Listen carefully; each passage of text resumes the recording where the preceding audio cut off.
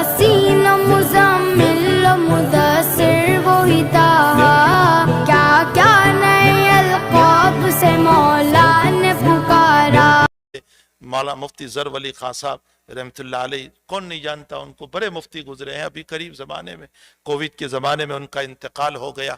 علم ان کا بڑا پختہ تھا، بہت مضبوط علم تھا ان کا، واقعتاً ان کے بڑے دلائل، اور اس کے ساتھ ساتھ ٹھیک ہے ان کے چند مسائل کے اندر اپنے تفردات ہیں، لیکن علم ان کا بڑا مضبوط تھا، ان کے استدلالات بھی بہت مضبوط ہوتے تھے۔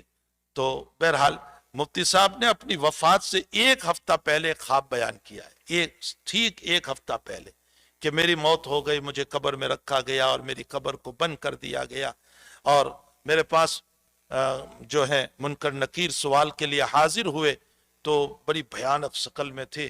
وہ جب آئے تو اتنے میں خوبصورت انسان ظاہر ہوا،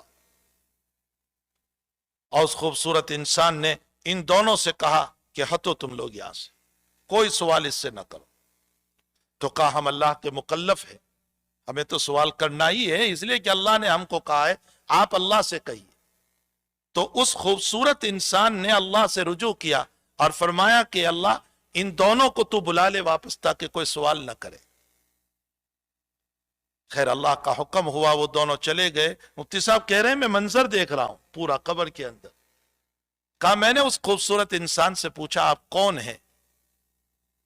تو اس نے کہا کہ میں تیرا قرآن ہوں جو روزانہ تو تلاوت کیا کرتا، میں تیرا قرآن ہوں۔ اسی لیے ختم قرآن پر جو دعا ہے آنس وحشتی فی قبری، اللہ میری قبر میں قرآن کریم کو مونس بنا دینا، غمخوار بنا دینا، میرا ساتھی بنا دینا۔ تو کہا میں تیرا قرآن ہوں اور تو فکر نہ کر، میں قیامت تک تیرے ساتھ رہوں گا۔ یہ ایک ہفتہ پہلے انہوں نے خواب دیکھا، بیان کیا ہے، اور ایک ہفتے کے بعد ان کی وفات ہو گئی۔